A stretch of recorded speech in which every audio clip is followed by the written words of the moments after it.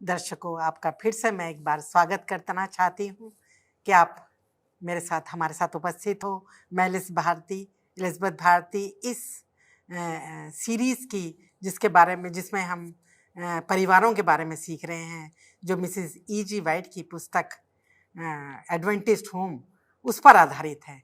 ये सीरीज़ तैयार की गई है ताकि आप लोग देखें, इसको सीखें और उस पर चलें, ताकि आपके जीवन में बदलाव आए।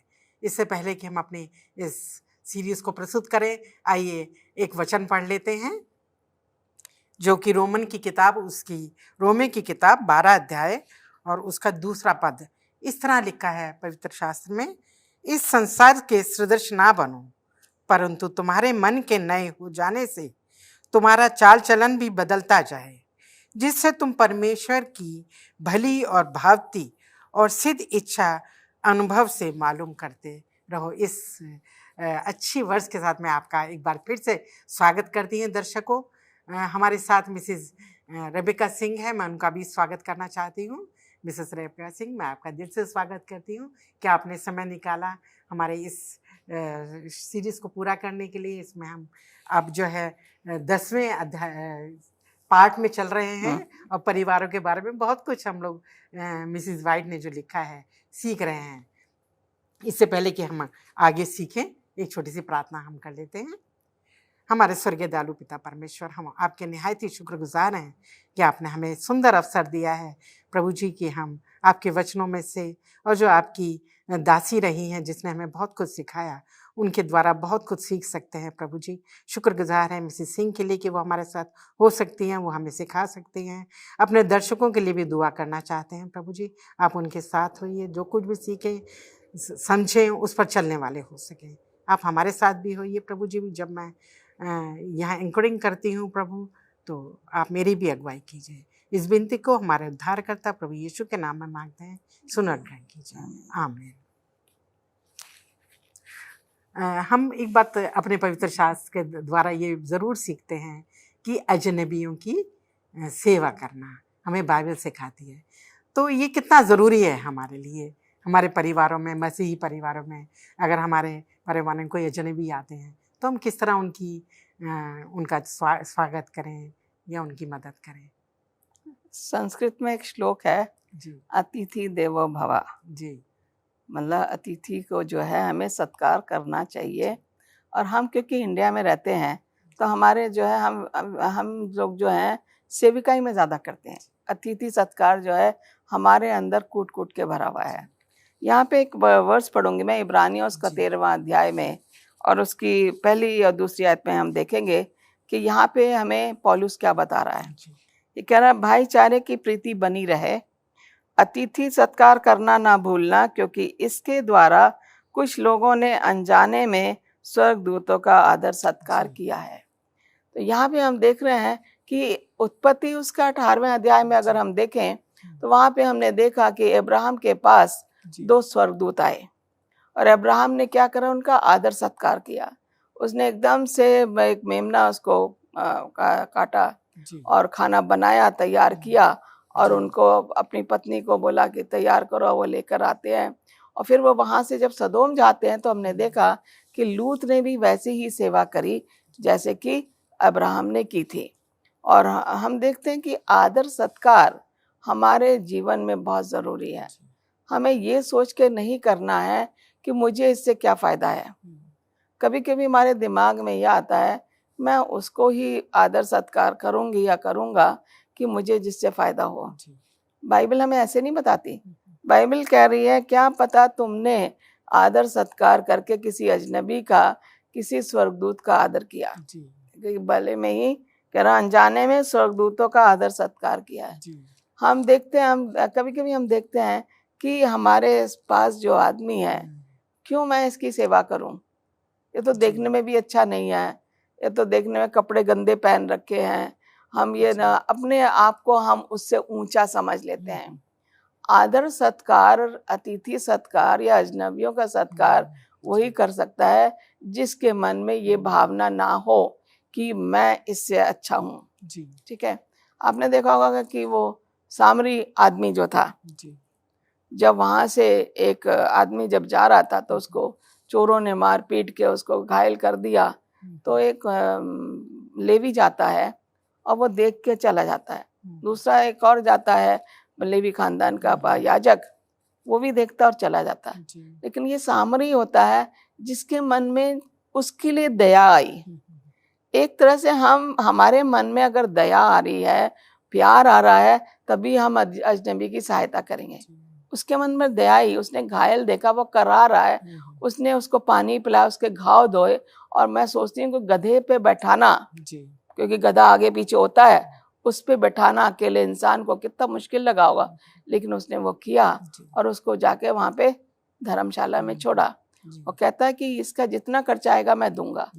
ये है अतिथि सत्कार, जो कि हमें बाइबल सिखाती है। ये अनुभव जो हम बाइबल में पढ़ते हैं, ये हमें सिखाते हैं कि हमें कैसे अतिथि सत्कार भूलना नहीं चाहिए। बाइबल कहती भूलो मत, ये सोच के मत सेवा करो कि मुझे इससे कितना फायदा, ये सोच के सेवा करो कि मैं मसीह के लिए कुछ कर रहा हूँ। और मसीह के लिए इंसान वही कर सकता है जिसके मन में परमेश्वर का भय है, परमेश्वर का आदर है, परमेश्वर की महिमा करना मांगता है, वही इंसान ऐसा कर सकता है। और हम बाइबल में भी पाते हैं इस बात को, जब हम मत्ती की पुस्तक पढ़ते हैं 25 अध्याय को, और उसमें 35 वर्ष में भी लिखा है इसी तरीके की बातें। क्योंकि मैं भूखा था, तुमने मुझे खाने को दिया, मैं प्यासा था, तुमने मुझे पानी पिलाया, और मैं परदेसी था तो तुमने मुझे अपने घर में ठहराया, अपने कपड़े पहनाए। इसी तरह की बातें हम पाते हैं। तो वो पूछते हैं कि हमने कब तेरे साथ ऐसा किया। एक और चीज है कि हम लोग जो है ना, कभी कभी ये सोचते हैं अरे ये आ गया इस टाइम में, तो ये हमें देखना है कि जो है परमेश्वर कहते हैं कि तुमने जब इनसे के साथ किया तो अजनबियों के साथ किया तो मेरे साथ किया। तो हमें ये बातें अपने ध्यान में रखनी चाहिए और अतिथि सत्कार करना चाहिए। आइए हम इसको अभी छोटा सा ब्रेक ले लेते हैं और फिर इस पर हम बातचीत अपनी जारी रखेंगे। दर्शकों, आप भी कहीं जाइएगा नहीं, आप हमारे साथ बने रहिए। और मैं चाहती हूँ कि जब आप इसको देख रहे हैं, ये प्रस्तुतिकरण चल रहा है, तो आपके जो भी सवाल हैं आप शेयर कर सकते हैं, पूछ सकते हैं। और हम छोटा सी ब्रेक के बाद फिर शामिल होते हैं और आपको सिखाते हैं।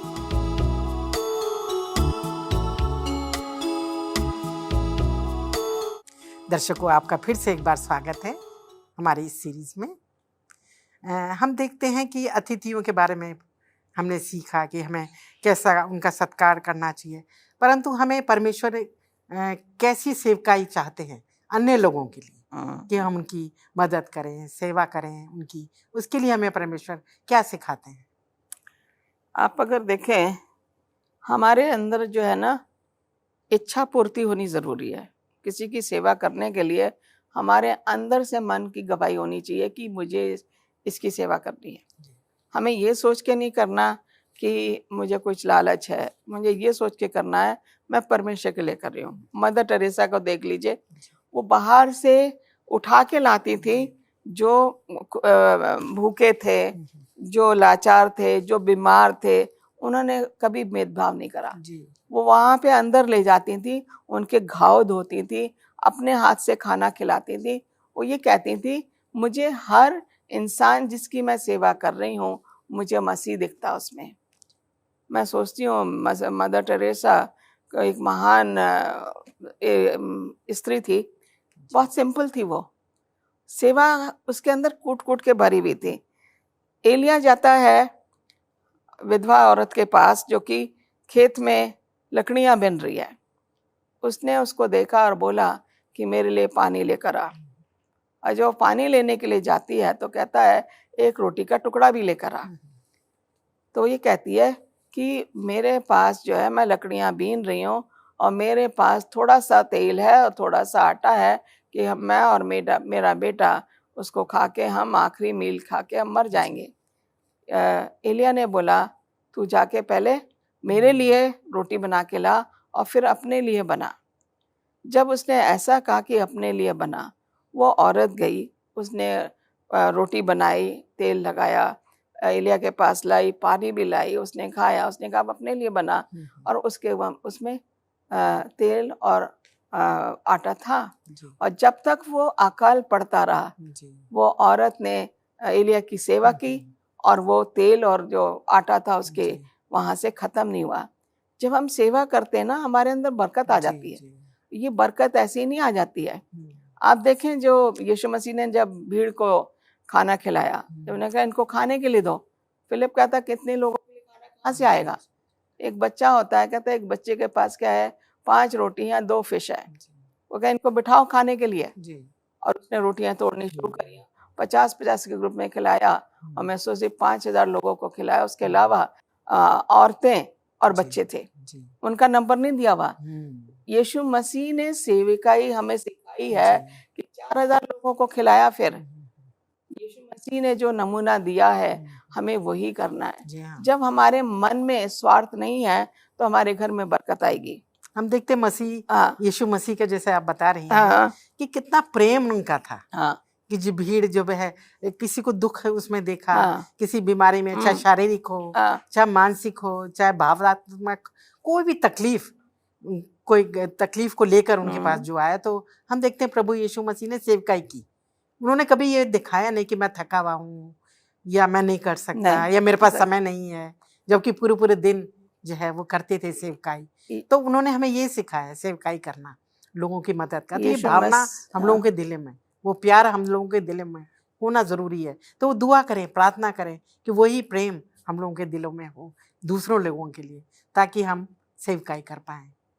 ये सेवकाई जो है अंदर से आती है। जी मसीह में अगर हमारा भय है, मसीह में हम प्रार्थना कर रहे हैं, अगर किसी कोई मेरे घर में आ जाए, मैं कहूँगी खुदा मेरा खाना पूरा कर दे। मन में मैंने प्रार्थना कर ली और आप खाना दोगे, आप बच जाएगा। वो बरकत है जो कि हम इसको रियलाइज नहीं करते हैं। इसलिए हमें बहुत ज़रूरी है कि हम निरंतर निस्वार्थ हमें सेवा करते रहना चाहिए, ताकि हम भी आशीषित हों और जो हमारे घर में आया वो भी, उसको भी आशीष मिले। जो हमारे घर में आता है वो भी आशीष लेकर आता है। हमें तो आशीष मिल रही, लेकिन उसको भी आशीष और परमेश्वर ने जो हमें आशीषें दी हैं, हाँ, उनको दूसरों के साथ दूसरों के बांटना साथ हम कितना बांट रहे हैं, जरूरी है। बहुत जरूरी है बांटना। तो अगर जब हम बांटते हैं, वो कहता है, एक जगह लिखा है कि लेने से देना लेने से देना बेटर है। तो ये है कि हम जब देते हैं तो खुदा हमें और भरता है, हमारी आशीषों से भरपूरी रखता है हमारा। तो ये जो चीजें हमें सिखाती हैं। हम देखते हैं चेलों का जी प्रेरितों के काम में, चेलों ने मिल के खाना खा रहे थे। जी वो लोग आ रहे थे, जमीनें बेच बेच के जो है सब बैठ के खाना खा रहे हैं, गरीबों की मदद कर रहे हैं, विधवाओं को पैसा दे रहे हैं, कपड़े दे रहे हैं, सब कुछ दे रहे हैं। वो क्यों हो पा रहा था? क्योंकि वो पर एक मन था, एक उनका विचार था, एक उनकी सोच थी, और परमेश्वर का भय उनके अंदर था। और परमेश्वर के साथ बैठ के वो परमेश्वर के घर में बैठ के वो क्या करते थे? सभा करते थे, प्रार्थना करते थे। उनके साथ परमेश्वर की आशीष बनी हुई थी। तो हमें निस्वार्थ सेवा करनी चाहिए, ये ना सोच के कि मुझे क्या फायदा होगा। ये परमेश्वर के कार्य के लिए भी लोगों ने कितना दया, अपनी जमीनें बेच दी, जमीनें बेच दी। हाँ, तो ये सब सेवकाई जो है परमेश्वर ने के द्वारा हमने सीखी है। और हमेशा जो है अपने परिवारों में हम कई बार देखते हैं कि हम लोग नहीं करते हैं कई परिवारों में, और हमें भी हम क्यों सीखना करें? है। हम ये तो हम क्यों करें? दूसरा कर सकता है। जी हाँ, तो हमें जो है उसमें बने रहना चाहिए, करते रहना चाहिए सेवकाई। और जो है ये बहुत ध्यान देने बातें हैं, हम भूल जाते हैं। हमारे मसीह परिवारी कई ऐसे हैं। सेविकाएं जरूरी नहीं खाना पीना ही हो, सेविकाएं वो भी है जैसे किसी के लिए प्रार्थना करना, किसी के पास कुछ चीज नहीं है, जरूरत है, आप जाके उसकी मदद कर दो। सेविकाएं है जैसे गरीब लोग हैं, आप उनको एक मील भी नहीं मिल रहा, अगर आपने अपने में से उनको दे दिया तो आपके घर में कमी नहीं आएगी। अगर आप एक मील छोड़ के उन लोगों को खाना दोगे, आपके घर में कभी कमी नहीं आएगी, आपके घर में आशीष बनी रहेगी। हमारे परिवार विजिट परिवार में, हाँ, परिवारों में विजिट करें, जहाँ सुनते हैं हम। अब यीशु मसीह ने चंगाई करी, क्या उन्होंने अपना सोच के क्या मैं क्यों चंगा करूं, मैं तो परमेश्वर का पुत्र हूं? नहीं, वो आए थे गरीबों के लिए। कह रहे मैं इन लोगों के लिए आया हूँ, अमीरों के लिए नहीं आया हूँ। अमीरों के पास सब कुछ है, इनके पास कुछ भी नहीं है। इसलिए परमेश्वर यीशु मसीह का जो नमूना था, जो वो लोगों के साथ कर रहे थे, वो एक नमूना हमारी जिंदगियों में एक अनुभव के तौर पे, एक नमूने के तौर पे हमें अपनाना है। यीशु मसीह ने कहा जैसे मैंने किया वैसे तुम भी करो। यही हमारी सेविकाई है। जी, एक छोटा सा ब्रेक हम ले लेते हैं और फिर दोबारा से हाजिर होते हैं। दर्शकों, आप भी जाइएगा मत, हमारे साथ बने रहिए। आपका धन्यवाद कि आप तक बने रहें धीरज से। और हम एक छोटा सा ब्रेक लेके फिर उपस्थित होंगे। और आप ये जो सुन रहे हैं, देख रहे हैं, इसे शेयर करें और सब्सक्राइब करें हूब चैनल हिंदी को।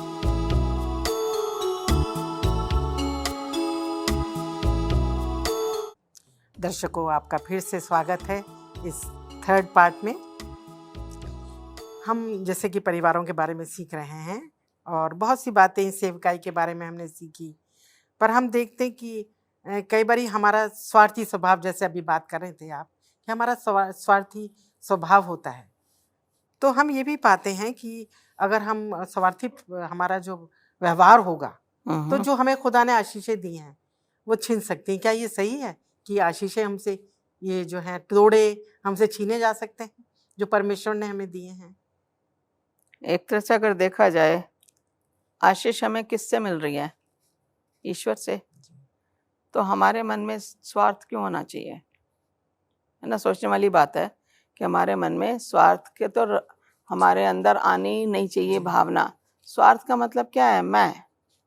आप देखिए अननायास और सफीरा, ये दोनों थे जब अपोस्टल्स और प्रेरित लोग जो थे अपनी ज़मीनें बेच के चेलों के पास ला रहे थे और वहाँ पे उनका खाना पीना और विधवाओं की देखभाल और सिंगल मदर्स की देखभाल हो रही थी। तो ये लोग जो हैं ये भी कहते हैं कि हम भी अपनी ज़मीन बेचेंगे। यहाँ तक तो सही है कि इन्होंने कहा हम अपनी ज़मीन बेचेंगे, लेकिन इनके मन में स्वार्थ आ जाता है। और स्वार्थ आता तो ये जितना ज़मीन उन्होंने बेची थी तो उन्होंने कुछ हिस्सा अपने घर में रख लिया। और वहाँ जाके जब वो पतरस के पास जाते हैं तो उसने कहा क्या आपने इतने में ही ज़मीन बेची? उसने कहा इतने में ही बेची। और वो वहाँ पे उसको कहता तू परमेश्वर के सामने क्यों झूठ बोल रहा है, पवित्र आत्मा के सामने क्यों झूठ बोल रहा? उसकी वहीं मृत्यु हो जाती है। ये क्या था? स्वार्थ। आशीष कहाँ मिली? ये तो कर्ज पड़ गई। और ये भी हम देखते हैं, आपने देखा होगा कि जो हम कई बार ये सोचते हैं कि ये हमारा है, हाँ, हमने कमाया है, अच्छा, अपनी फिर ताकत से। ये भूल जाते हैं कि सब परमेश्वर की आशीष है। वो ये भूल अकेला जाते हैं। वो अकेला स्वार्थ में था, लेकिन उसकी वाइफ आती है 3 घंटे के बाद, तो वो भी उससे पूछते कि भाई आपने इतने में ही बेचा? उसने कहा हाँ इतने में ही बेची। दोनों पति पत्नी ने डिसाइड कर लिया था कि हम इतना ही बताएंगे। और उसने कहा अभी तेरे ये लोग आए हैं तेरे आदमी को दफना के, अभी वो आके ही हैं और वो भी खत्म हो जाती है। हम देखते हैं कि कितना ज्यादा स्वार्थ हमारे मन में आ जाता है। मरियम के मन में स्वार्थ था। क्या हम लीडर नहीं है? मरियम ने यही बोला था ना कि हम भी तो परमेश्वर ने के लिए हम भी तो काम करते हैं, हारून भी काम करता है, मैं भी काम करती हूँ। तो ये मूसा को वो जो है नीचा दिखाना मांग रहे थे। परमेश्वर के भक्त को जब आप नीचे दिखाएंगे तो आशीषें आपसे छिन जाएंगी। और मरियम का क्या हुआ? कोढ़ से एकदम भर गई। मूसा गया वहां पे टेंट में जाके परमेश्वर के सामने गिड़गड़ाया और उसने कहा ठीक है ये ठीक हो जाएगी, लेकिन 7 दिन तक इसे तंबू से बाहर रहना है, इस पूरे इजरायलियों के टेंट से बाहर रहना है 7 दिन तक। वो पनिशमेंट थी उसकी। परमेश्वर नहीं चाहता कि हमारे अंदर स्वार्थ की भावना है, क्योंकि परमेश्वर कह रहा सब कुछ तो मेरा है, तुम किस बात का स्वार्थ ले रहे हो? किस बात की तुम्हारे अंदर घमंड आ रहा है कि तुम्हारा सब कुछ है? हमारा कुछ भी नहीं है। तो हमारी आशीषें हमसे ली जा सकती हैं। इसलिए हमसे हमारी आशीषें छीनी जाती है क्योंकि हमारे मन में स्वार्थ आ जाता है।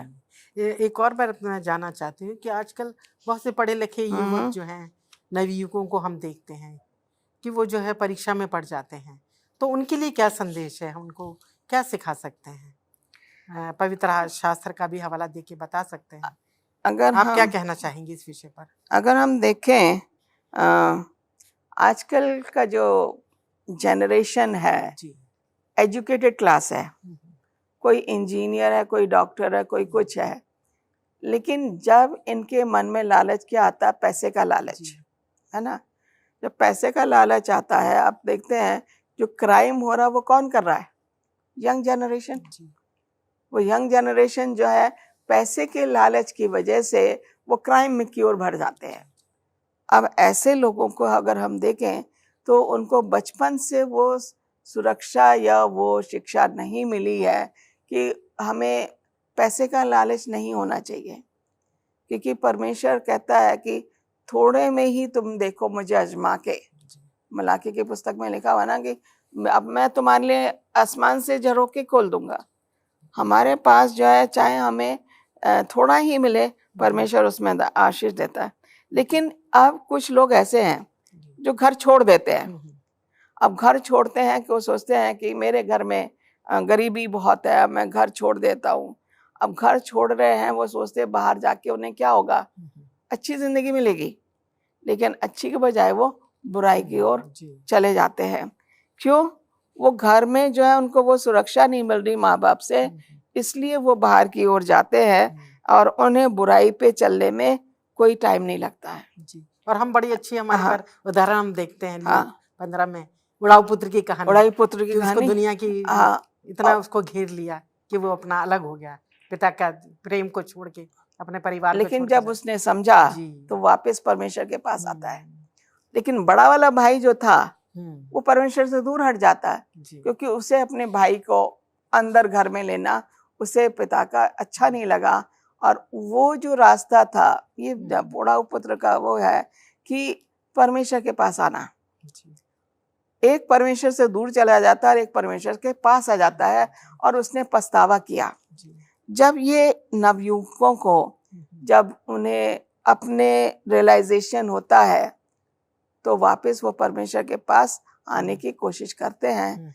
और इस तरीके से जो है उनके साथ हमें बड़े प्यार से हमें पेश आना है। उनको परामर्श देते रहना, देखना है, समझाते रहना है, युवक है, जरूरी है। ड्रग में लग गए जी। हैं, उन्होंने घर से पैसा चोरी किया, ड्रग ले लिया। अब उनके लिए क्या करेंगे? आप प्रार्थना कर सकते हो, आप उनको जो है समझा सकते हो। और उनको क्या है, एक बार वो लत लग गई, हैबिट हो गई, तो उनको छुड़ाना बहुत मुश्किल है। लेकिन फिर हम कहते हैं कि परमेश्वर के भय में रहना और उनके लिए प्रार्थना हमें करते रहना चाहिए। जब हम प्रार्थना करें, कभी कभी जो है टाइम लगता है उनको वो हैबिट छोड़ने के लिए, और उन्हें जो है वापस अपने माता पिता पे विश्वास करने में टाइम लगता है, और ये करना बहुत ज़रूरी है। जी हाँ, आपने बहुत अच्छे से सिखाया कितना ज़रूरी है आजकल के नवयुवकों को काउंसिल करना, समझाना और गलत रास्ते से उनको कोशिश करनी है बचाना। मैं शुक्रगुजार हूँ मिसेस सिंह कि आप हमारे साथ बनी रही, आपने समय निकाला। बहुत बहुत धन्यवाद आपका कि आप इन पार्ट्स में आपने हिस्सा लिया। दर्शकों, आपका भी मैं बहुत बहुत धन्यवाद देती हूँ कि आप हमारे साथ इसमें बने रहे। हमारी इस जो हम सीख रहे हैं शिक्षा परिवारों के बारे में, और मैं चाहती हूँ कि आप शेयर करें, सब्सक्राइब करें, अपने मित्रों को भी बताएं। और आपके कोई प्रश्न है तो आप पूछ सकते हैं। मैं चाहती हूँ कि परमेश्वर की बहुत बहुत आशीष आप पर बनी रहे, और जो है आप हमेशा इन बातों को सीखते रहें और चलते रहें।